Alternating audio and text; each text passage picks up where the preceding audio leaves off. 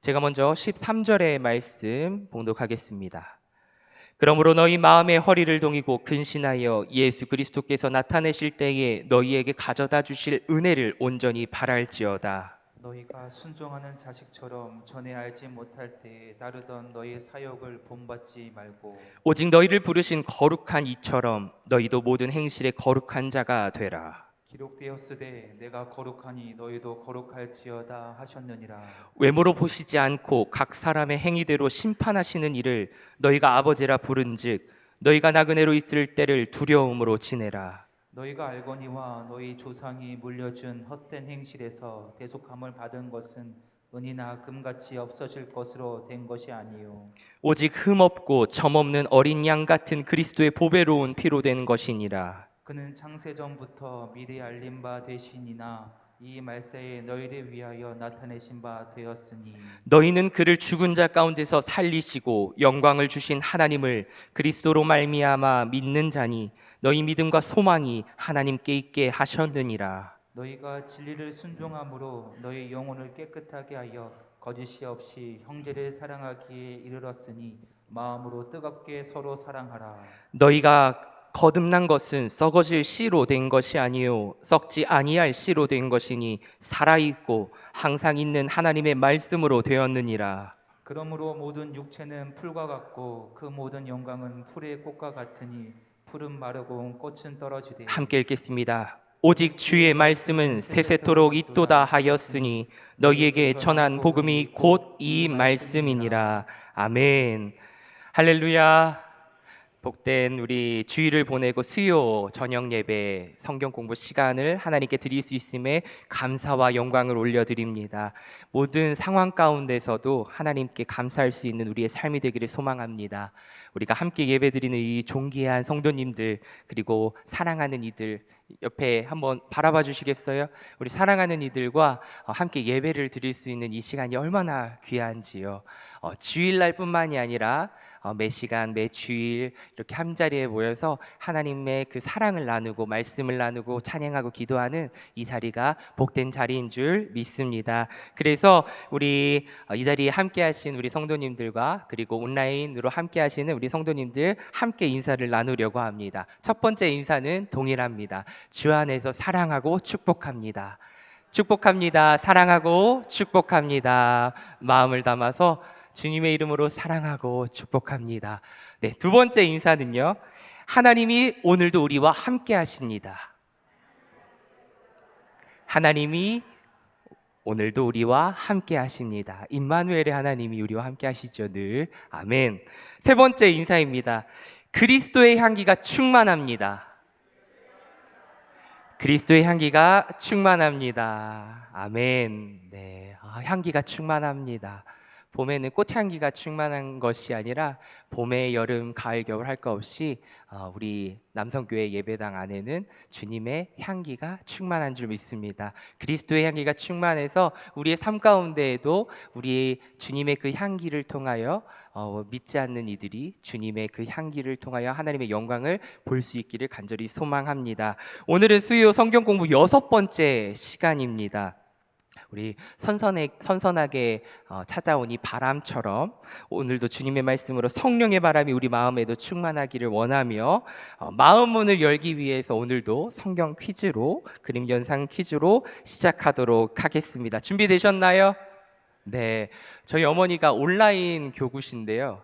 거의 온라인으로 예배를 함께 참여를 하시는데 우리 성도님들 너무 잘 맞추신다고 대단하시다고 어머니 좀 어려워하시는 것 같더라고요. 그래서 자부심을 가지셔도 될 것 같습니다. 네, 자긍심을 가지시고 그렇다고 또 나는 못 맞췄는데 하는 그 마음의 안타까움을 또 가지고 계시면 안 됩니다. 편안한 마음으로 네.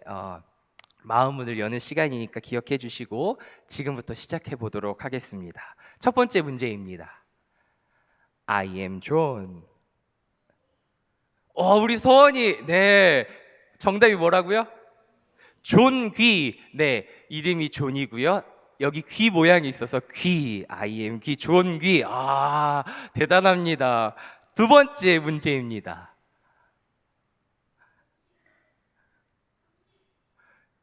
금식. 정답. 네. 우리 서원이 박수 한번 줄까요? 네.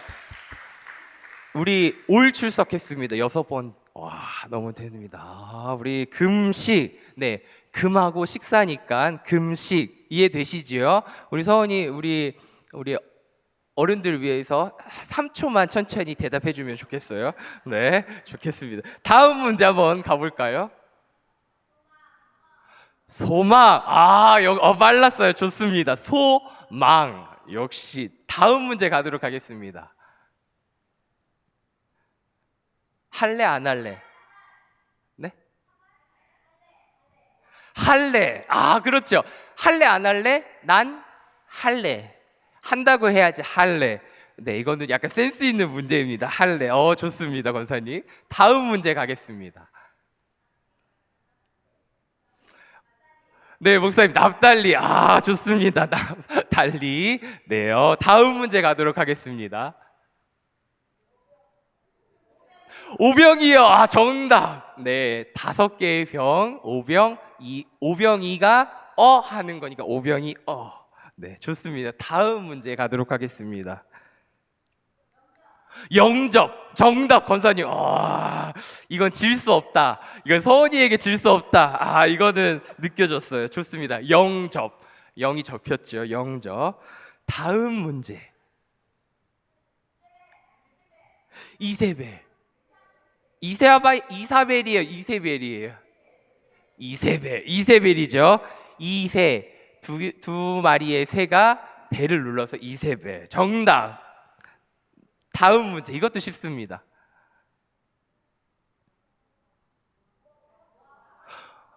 무화과. 정답. 권사님 정답입니다. 무도 있고 꽃화 해서 열매과해서 무화과입니다.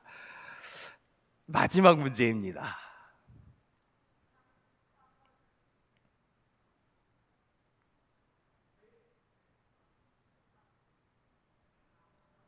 방언. 우리 청년이 정답 맞춰주셨습니다. 방언. 방이 얼었습니다. 방언. 네, 우리 하나님의 은사죠. 또 성령의 은사 방언. 네, 방이 얼었네. 벌써 그 10문제 스피드하게 맞췄습니다. 네, 감사합니다. 네, 오늘 난이도도 어렵지 않으셨죠? 이렇게 마음 문을 열고 머리도 이제 집중하는 이 시간이 되었으니 이제 손성찬 목사님의 모두를 위한 기독교 교양 이 책을 가지고 성경 공부를 계속해서 이어가 보도록 하겠습니다. 5번째를 지나고 6번째 이제 하반기를 시작하는 이 시점에 우리 성도님들께서 잘 참아주셔서 길고 긴 성경 공부 시간이지만 1시간이 넘어도 밝은 미소로 참아주셔서 제가 오늘부터는 조금 줄여서 집중해서 우리 성도님들과 이야기를 나누려고 합니다. 그래서 부담 갖지 마시고 이 선선한 바람을 타고 저녁 식사하시고 이 자리에 함께 해주시면 감사하겠습니다. 우리는 지난 시간 성경에 대해 우리 성경의 역사에 대해 이야기를 나누었습니다. 오늘날 세계에 나에게 성경 말씀이 들려오기까지 많은 시간에 걸쳐서 변치 않는 이 하나님의 사랑이 우리 가운데 흘러오고 있음을 깨닫게 되지요. 무엇보다 예수 그리스도의 구원의 그 은혜는 우리가 성경을 통하여 믿음 가운데 날마다 감사하며 주는 그리스도시요 살아계신 하나님의 아들입니다 라고 고백하는 이 성령의 충만한 우리 가운데 그 은혜가 우리 가운데 임하기를 간절히 소망합니다. 진리의 이 말씀 성경이 나를 해석하게 만들 때에 성경이 나를 해석하게 만들 때에 이 성경 안에 있는 말씀이 나를 해석하게 만들 때 비로소 내 안에 참된 계시로 존재할 수 있음을 즉 주님의 말씀이 나의 삶을 비춥니다. 나의 삶을 조명하고 말씀으로 내가 변화가 될 때 주의 은혜 안에 내가 살아갈 때 주의 선한 길로 내가 나아갈 때에 믿음의 길 구원의 길을 확신하며 내가 나아갈 때에 나의 삶으로 성경을 읽어낼 수 있는 은혜가 우리 가운데 임할 줄 믿습니다. 그런 의미에서 오늘은 우리 삶에서 겪는 구체적인 질문에 대답해 보려고 합니다. 우리는 구체적으로 어떻게 살아야 할까요? 그리스도인은 어떻게 살아야 할까요? 다르게 말하면 기독교 윤리란 무엇인가입니다. 답은 간단합니다. 성경대로 살아라. 성경대로 하라는 대로 하면 됩니다. 그러나 우리가 알다시피 이렇게 단순한 기준으로 삶을 다룬다면 단언컨대 현존하는 그리스도인은 모두 이단 사이비요 지옥의 자식으로 평가될 것입니다. 왜냐하면 현대 그리스도인은 절대 다수가 혈통으로 유대인의 혈통이 아닙니다. 할례를 받지도 않았습니다. 율법에 금지된 돼지고기 얼마나 맛있습니까? 근데 안 먹고는 못 살지 않습니까? 그걸 계속 먹지요. 이스라엘 절기도 지키지도 않고 심지어 안식일이라는 토요일이 아닌 우리는 안식 후 첫날, 예수님이 부활하신 그 첫날, 예수 그리스도께서 부활하신 날을 기념하는 일요일을 주일로, 주의 날로 기억하고 기념하면서 주일을 감사하며 보내고 있지 않습니까? 이외에도 셀 수가 없습니다. 어떤 것은 아예 지키지도 않고 어떤 것은 변용해서 지킵니다. 현대 기독교인이 지키지 않는 것들이 구약에만 나오는 말씀에만 한정된 것이라 생각하고 계시나요? 그렇지 않습니다. 신약에서 제시하는 행위 원칙이나 권면이 많은데요. 우리는 그것도 거의 따르지 않거나 취사 선택해서 따르거나 지키는 것처럼 보입니다. 그렇습니다. 성경에 기록된 대로가 아니라 뭔가 변주가 되었어요. 이는 우리가 의지를 가지고 일부러 변형하지는 않았습니다. 우리의 믿음의 선배든 그 위의 선배든 누군가가 어느 시점에 변형한 것을 그저 우리는 따르고 있는 것뿐입니다. 그런데 중요한 것이 있어요. 그렇게 변형시키는 이들 역시 자신들보다 훨씬 100여 년 전 사람들의 신앙의 행동과는 달랐을 것이다 라고 우리는 생각해 볼 수 있다는 것이죠. 여기서 혹 헷갈려 하시는 분들이 있을 것입니다. 하나님의 말씀이 변하여 그에 따라 상황에 따라 그런 변한 것인가 라고 생각하시면 안 된다는 것이에요. 번역이나 이런 과정 속에서 하나님의 말씀이 바뀌어져서 변해져서 그런 것이 아니냐라고 오해해서는 안 됩니다. 하나님의 말씀은 어제나 오늘이나 변함없는 신실하신 진리의 말씀입니다. 아멘. 신실하신 이 하나님의 진리의 말씀, 그러기에 우리는 그 말씀을 믿고 그 말씀이 오늘도 살아서 역사하심을 바라보며 기대할 수 있는 것입니다.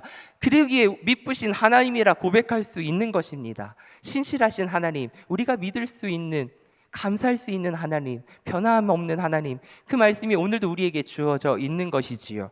이것이 변한 것이 아닙니다. 하나님의 말씀이 변한 것이 아니라 어떤 이유에서 어떤 근거로 변형될 것이라고 생각해 본다면 우리가 부정할 수 없는 것이 성경과는 다른 행동들 가운데 일부는 선배들이 것이 아니라 우리 스스로 결정하여 행하는 것이라는 사실입니다. 다시 한번 말씀드릴게요. 하나님의 말씀을 내가 스스로 결정하여 행한다는 사실에 있습니다. 취사 선택한다는 것이죠. 하나님의 말씀이 변하는 것이 아닙니다. 그것을 받아들이고 행하는 우리의 모습인 거죠. 그렇다면 내가 그렇게 결정하고 선택하는 기준은 또 무엇인가요? 여기에는 자유의지, 우리 이전에 말씀드린 자유의지가 이 속에도 들어가 있습니다. 근데 이렇게 실제 행실에 대한 이야기를 일명 기독교 윤리라고 말할 수 있습니다. 기독교인이 마땅히 따라야 할 도리나 원칙, 그리고 그로부터 드러난 행실의 이야기입니다. 기독교 윤리를 가장 단순하고 쉽게 마주할 수 있는 예시가 있는데 과연 무엇일까요? 바로 십계명입니다. 오늘 나눠드린 퍼즐 뒤쪽에 십계명이 있습니다. 오랜만에 우리 십계명 함께 읽어보고 시작하려고 합니다. 다들 받으셨지요? 네, 성경책에도 있고 참고 자료를 보시면 되겠습니다. 두 돌판에 새겨진 그림으로 되어 있는 십계명이라 이뻐서 제가 가져왔습니다. 1계명부터 4계명은 하나님 사랑, 5계명부터 10계명은 이웃 사랑으로 우리가 나누어서 생각해 볼 수 있다면 우선 1계명부터 4계명, 5계명에서 10계명 나누지 않고 1계명에서 10계명 하나님의 이 계명을 우리 다 함께 읽어보도록 하겠습니다. 제가 1계명 하면 우리 성도님들께서는 읽어주시기 바랍니다. 1계명, 2계명,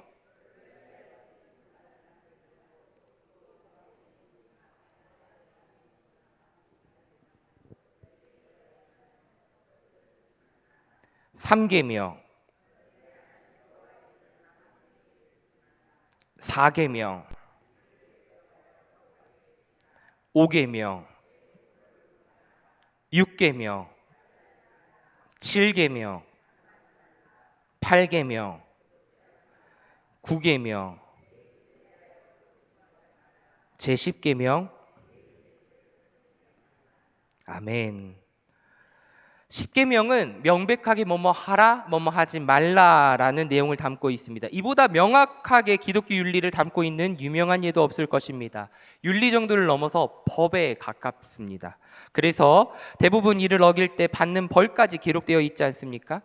이는 하나님이 직접 말씀하신 내용이기에 있는 그대로 지키면 됩니다. 그러나 기독교 윤리가 모두 이처럼 직접적이지만은 않는다는 데에 있다는 것에 우리는 주목해야 합니다.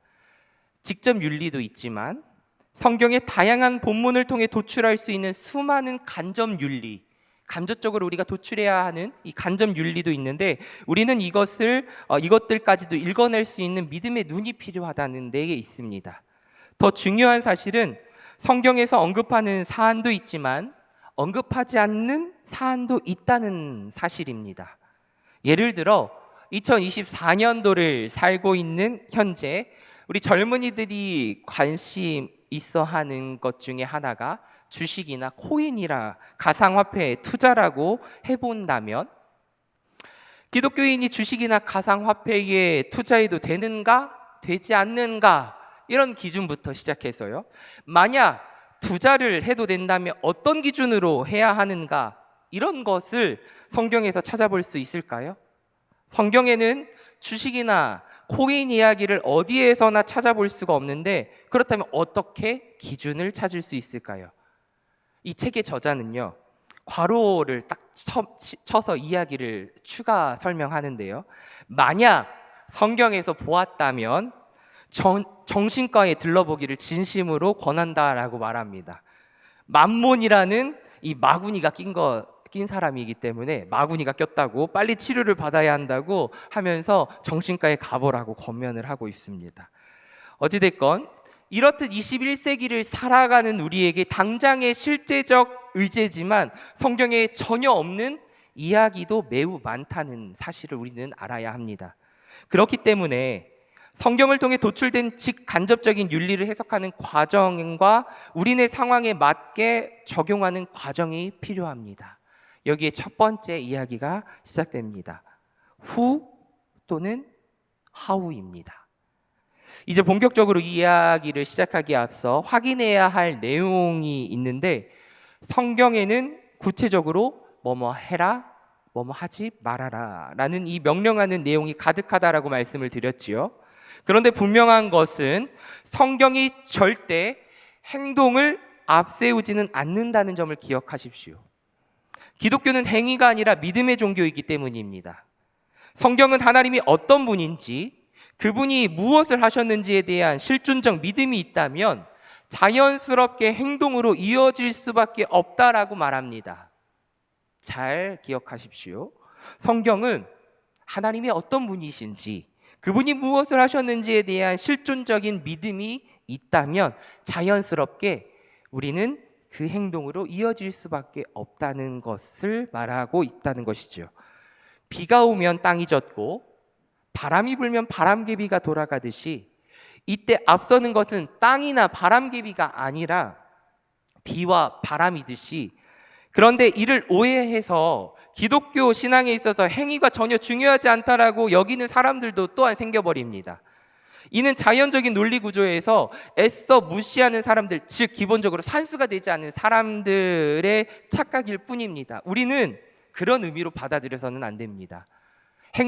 행위가 전혀 무시되어서는 안 된다는 것이죠.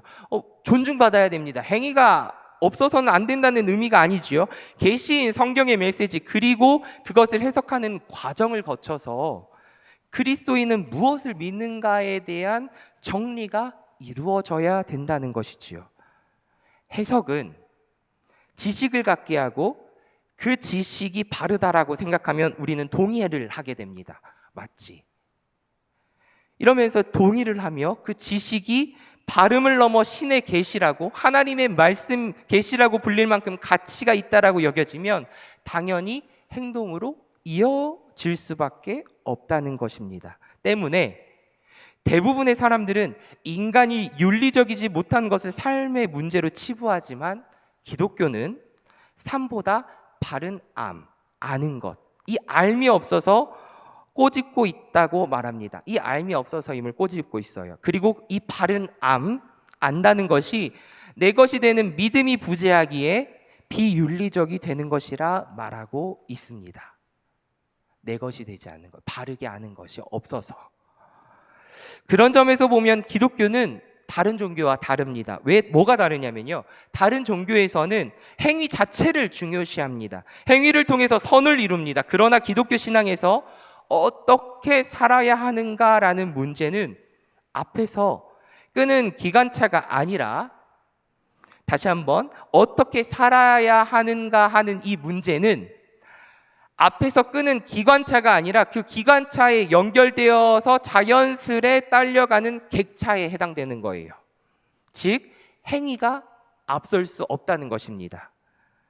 하우의 이야기가 아니라 언제나 후의 이야기입니다. 즉, 누구를 믿는지, 그분이 어떤 분이고 무엇을 하셨다고 믿는지가 앞선다는 것입니다.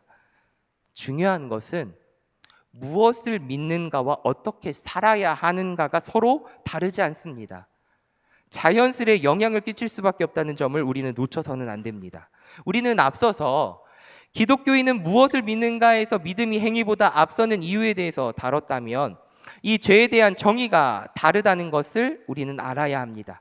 왜냐하면 이 죄의 정의에 대한 차이가 윤리를 정의하는데도 전혀 다른 관점을 제시하고 있기 때문입니다. 우리 지난 수업의 내용을 한번 되새겨 보도록 하겠습니다. 혹시 나무 그림 생각나십니까? 뒷부분에 참고 자료로도 드렸는데요. 이 나무 그림을 보시면 죄의 열매가 있고요, 죄의 줄기가 있고 그 밑에 죄의 뿌리가 있습니다. 죄가 행동의 문제 혹은 그 행동을 일으킨 마음의 문제라면, 그 부분에 대해 뭐뭐 해라, 뭐뭐 하지 말아라 라고 하면 충분합니다. 즉, 이 죄의 열매나 죄의 줄기, 거기에 대해서 뭐뭐 하지 말아라, 뭐뭐 해라 이렇게 알려주면 충분하다는 거예요. 행동이나 마음가짐을 언급하면 됩니다. 그러나 죄의 본질은 어디에 있습니까? 죄의 뿌리에 있습니다. 죄의 정의가 인간이 볼 수도 만질 수도 개입할 수도 없는 뿌리의 문제라면 윤리의 정의 역시 달라질 수밖에 없다는 것이지요. 이는 내 힘으로 어찌할 수 없고 있고가 아니라는 것입니다. 우리는 신앙생활을 하다 보면 이것을 내 힘으로 컨트롤할 수 있다라고 착각할 때가 많습니다. 그래서 넘어질 때가 있습니다. 자만할 때가 있습니다. 자신만만하고 나아가 나는 잘났고 타인의 연약함, 무너져버린 타인의 연약함, 미혹당하고 있고 연약해져 버린 내가 아닌 다른 사람들을 볼 때 기도해주고 격정해주고 권면해주고 다시 일으켜 줄 수 있는 그런 위로의 말이 아니라 정죄하기 바쁩니다.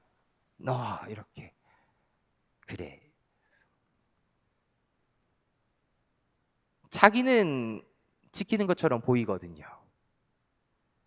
죄의 본질을 잘 몰라서입니다. 죄의 열매와 죄의 줄기를 어느 정도 컨트롤하고 있다라고 자신만만하고 있는 나의 모습을 발견하지 못한 어리석은 사람의 행위입니다. 행동입니다. 그러나 알다시피 우리는 죄의 열매나 죄의 줄기까지는 힘들지만 어느 정도 말씀 안에서, 그리고 법의 테두리 안에서 교육을 통해서 절제할 수 있고 인내할 수 있고 다룰 수 있지만, 이 죄의 뿌리에 해당하는 것은 우리가 해결할 수 없음을 인정해야 합니다. 그때 말씀드렸지요. 그래야 우리를 온전히 주님 앞에 내어놓을 수 있습니다. 겸손해질 수 있습니다. 하나님 앞에 솔직해질 수 있는 것입니다. 하나님 앞에 좀 솔직해지십시오. 하나님 모든 것을 다 아시는데 우리는 죄의 열매 다 지켰습니다. 죄의 줄기 다 지킬 수, 절제할 수 있습니다. 하나님 앞에 너무 거만한 모습, 우리의 모습 가운데 있지 않은지 우리는 살펴보아야 합니다. 나아가 서두에서 좀 전에 말씀드린 것처럼 남을 정죄하는 그 단계까지 우리의 삶이 나아가고 있다면 우리는 멈춰야 합니다. 하나님 앞에서 우리는 진실할 수 있는 그 삶을 허락해 주신 이 시간이 주어졌음에 감사하기를 소망합니다. 이 말인즉슨 예수님의 정체와 그분이 하신 일에 대한 믿음이 신비적으로 뿌리의 체질을 바꾸게 되면요, 그에 따라 마음이 변하고 이어서 열매, 즉 행위도 달라진다는 것입니다. 거듭나면, 하나님께로 거듭나면 바뀐다는 것입니다. 이것이 기독교 윤리의 기본도구요. how, 어떻게보다 who, 누구에게가 앞서는 것이에요. 포커스가 who, 누구에게 보여진다는 것이죠. 믿음에는 요청사항이 하나 더 있는데요. 믿음은 그분이 뿌리의 문제를 건드리신 구원자라는 데만 한정되지 않고, 믿음은 그분이 주인이시라는 사실까지 함께 받아들이는 것입니다. 다시 한번요. 믿음은 그분이 뿌리의 문제를 건드리신 구원자라는 데만 한정되지 않고요, 그분이 주인이시라는 사실까지 함께 받아들이는 것입니다. 그렇다면 자연스럽게 드러나는 행실을 기반으로 하면서도 그 전에 주인 마음에 합하여 따라야 할 행실과 따르지 말아야 할 행실을 분별해야 합니다. 즉, 그리스도인은 주권을 하나님께 넘겼기에 주인 마음대로, 주인이 원하시는 대로 살아갈 것에 자발적으로 동의한 사람들인 것입니다. 또 그렇다면 여기서, 그럼 목사님 자유의지가 없어진 거 아닌가요? 주인 마음대로 해버리라고 하면 자유의지가 없어진 거 아닌가요? 라는 생각을 가지실 수도 있을지 모릅니다. 하지만 그런 의미가 아님을 우리는 지난 성경 공부를 통해 그 의미를 알고 있지 않습니까? 기계적으로 살아가라는 것이 아니라 주님이 나의 삶의 주인이라는 이 고백은 하나님 나라의 백성으로 살아가겠다라는 고백입니다. 하나님의 주권을 인정하고 겸손히 순종하며 나아갈 때 우리는 억압이 아니라 주님의 자녀로서, 주님의 종으로서, 주님의 백성으로서 참된 자유함과 그 속에서 오는 평안함과 기쁨과 감사가 충만할 것입니다. 아멘. 이 자유함을 누리십시오. 자유함 속에 참된 평안을 주심에, 기쁨을 주심에, 감사함을 주심에 우리는 그 은혜를 누리기를 간절히 소망합니다. 이것이 축복이요 은혜입니다. 이것을 매일 매순간 누리기를 간절히 소망합니다. 어찌되었건 우리가 생각해 볼 것은, 성경이 이처럼 믿음이 앞서며 행동은 이 믿음 위에 근거하여 자연스럽게 따라 나오는 것이라 말하고 있지만, 동시에 수많은 삶의 준칙으로 번복되어 있다는 점을 우리는 또한 바라볼 수 있어야 합니다. 이 말은 무엇이냐면요, 행동 자체를 다루는 메시지가 성경에 정말 많다는 것이지요. 그리고 정리된 행동만 따를 것이 아니라 각자 삶의 맥락 속에서 자발적으로 선택하여 살아갈 것을 요청하고 있다는 것입니다. 각자 삶의 삶 속에서 하나님의 말씀이 요청하고 있다는 것입니다. 때문에 우리에게는 기독교적인 삶, 즉 윤리를 판단할 기준과 원칙이 필요한 것입니다. 윤리에 대한 여러 가지 생각들은 기독교와 같은 종교만의 이야기가 아니라 세상의 일반적인 관심 주제이기도 합니다. 무엇을 믿는지는 타인에게 드러나지만 않으면 문제될 것이 아니지만, 인간의 행동은 타인에게 영향을 끼치기 때문에 공통 관심 주제일 수밖에 없습니다. 예를 들어서 돈을 사랑하는 것은 자유입니다. 근데 그 사랑 때문에, 돈을 사랑하는 것 때문에 남의 돈을 훔친다면 문제가 되겠지요. 예수를 믿는 것은 자유입니다. 그러나 그것을 타인에게 강요한다면 그것은 문제가 됩니다. 알라를 믿는 것은 자유이지만 그 알라를 믿는 믿음으로 인해서 테러를 강행한다면, 그것이 정당화된다면 문제가 되는 것처럼 말입니다. 오늘은 여기까지 말씀을 마칩니다. 뒤에가 궁금하시지요? 도대체 이게 뭐야? 그래서 다음 시간을 기대하십시오. 다음 시간에는 이러한 윤리학에 대해서 기독교 교양의 이 짧은 시간이지만 함께 나눠보려고 합니다. 아니, 돈을 사랑하는데 남의 돈을 훔치는 거는 안 돼. 알겠어.